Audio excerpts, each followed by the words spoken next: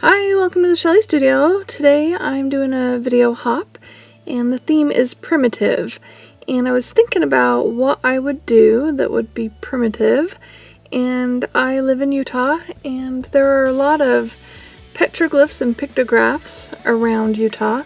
And I thought that would be a good place to start with this project. So I am taking, this is actual spackle. And I'm using spackle on just cardboard as my substrate.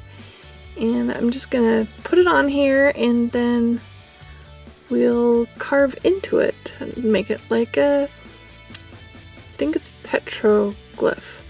I don't know, one is drawn on and one is carved in. I can't remember at the moment which is which. Anyway, so the video hop is all about primitive. So it's hashtag #ArtHopPrimitive, but there will be links in the description box below. So when you're done watching my video, if you go into the description box and click the very next link, it will take you to the next video. And if you keep doing that through all the videos, you'll eventually have seen them all. But I do hope you stay and watch this one. This is a lot of adding spackle, but you know, it's got to be done, right? So here I'm just taking a stick and I'm carving into the spackle to create my figures, and these are Kokopellis and the sun. And a Kokopelli is a real common, it's like a popular pictograph design that people, once they discovered it, they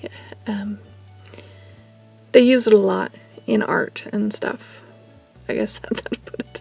Anyways, it's one of my sister's favorite little characters, so I thought it would be good to do some Kokopellis.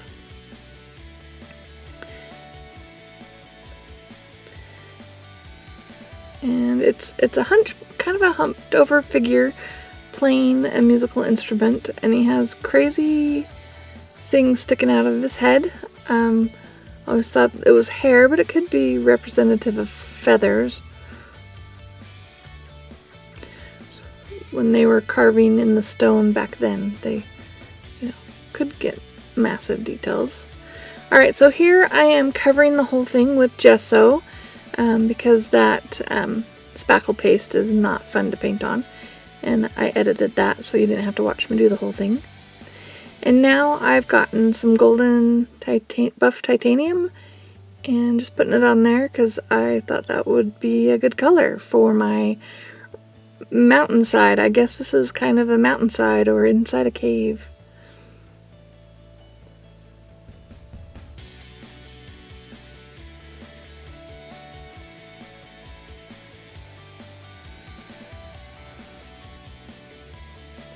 So now I'm going to take that buff and mix it with some raw sienna. The raw sienna is Liquitex. I just use what I have, and I have a lot of random paint. Anyway.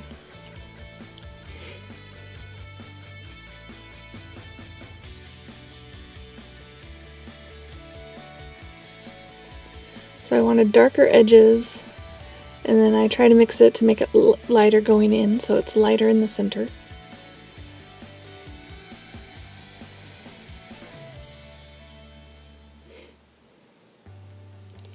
It's not perfect, but it won't matter. So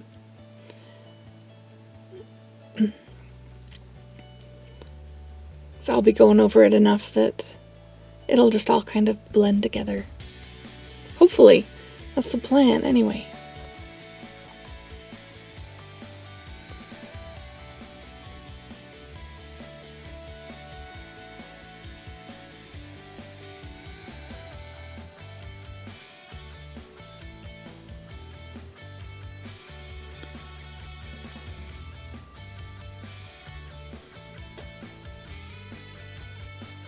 Okay, so now I'm going to take a smaller brush and paint inside the areas that I carved out so that they will stand out some more.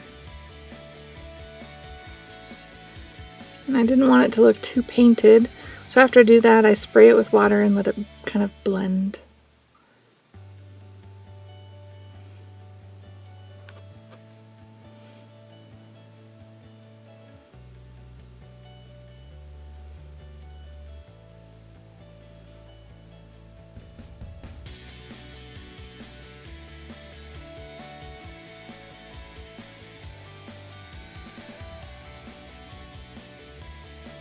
Just let the drips run wherever.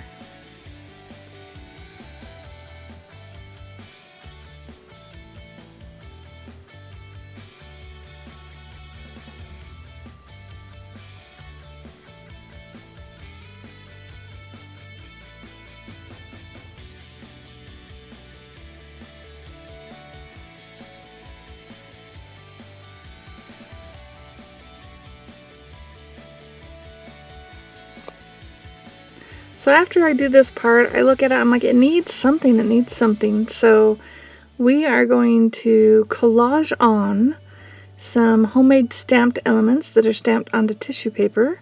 Figured this would work the best, rather than stamping on the board that's already got so much texture.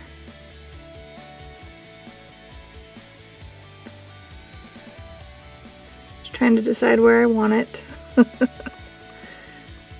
Alright, so I'm using Liquitex Matte Medium and we're just going to glue these down.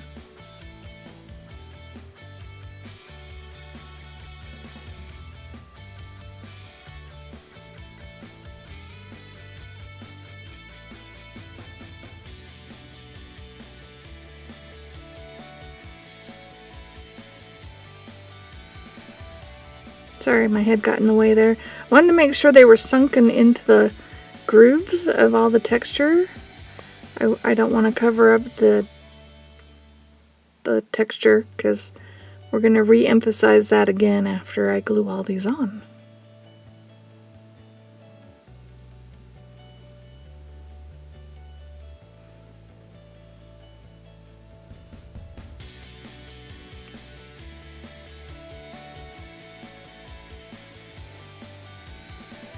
It is tissue paper and I got a little rough there, but it's okay. It's just more background stuff.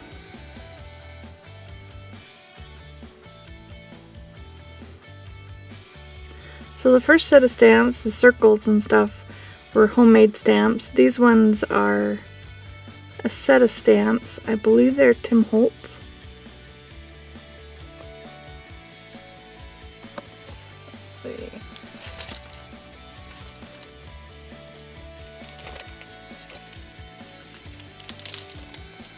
They are Tim Holtz collection from Stampers Anonymous, Ultimate Grunge.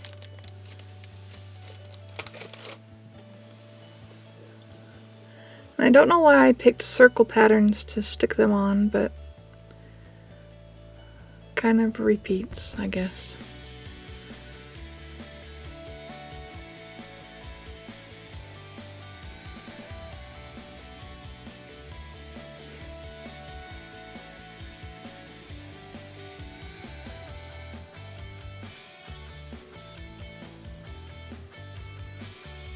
I was trying to match the spiral.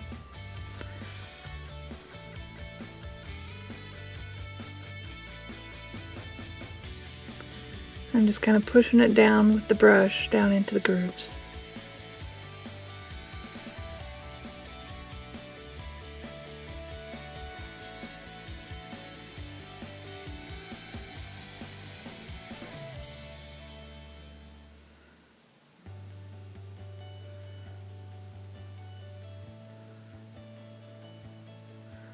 This time I just decided to do a whole big area.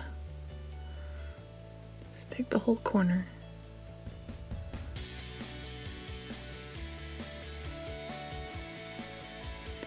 If you get enough matte medium on there, the tissue paper just disappears. So on this project, sometimes it worked and sometimes it didn't. But in the end, I don't think you can tell that it's tissue paper.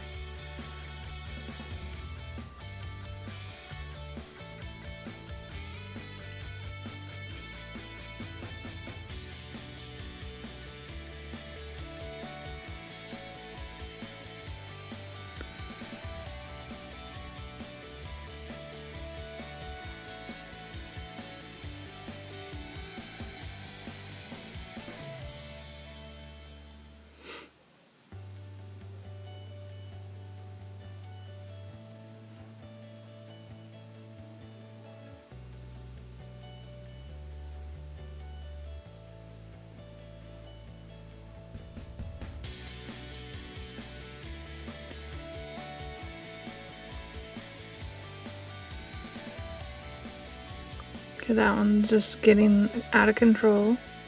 And once you get that tissue paper damp, it's like mush. So we'll just start this over again. Try again. There we go.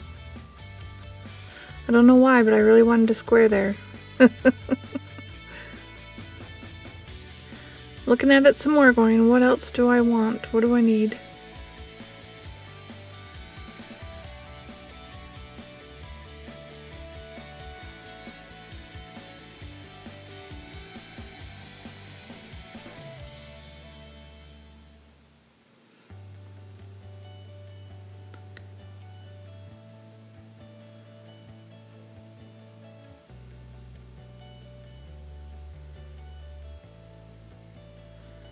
Alright, just making sure everything is down. So now I really want that edge to look darker, so I pull out the raw sienna again and go around the edges.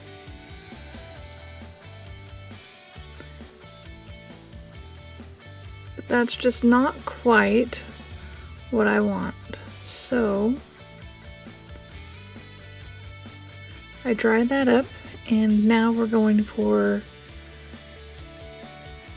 burnt umber, or raw umber, rather than sienna. It's raw umber.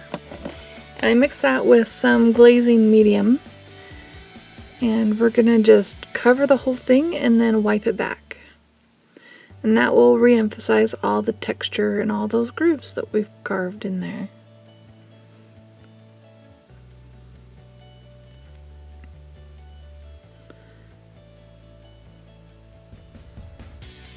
So I just go over the entire thing. I know a lot of people do this and then they wait and let it dry and then, well, let it sit for a little while and then wipe it back. But I always worry because it's drier here. I'm not in a humid climate, that it's going to dry too much. So I really don't wait. I get it coated and then I start wiping off almost immediately. I might have taken a little too much off. I didn't use a baby wipe, I just used a damp paper towel. Like, it could have stayed at this level, but I do take more off.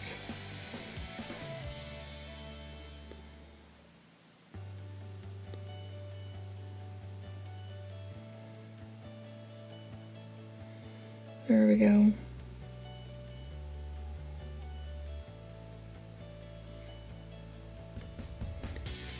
I decided to get a little bit more dark around the edges, so I'm just taking that raw umber and a sponge and just going around some more.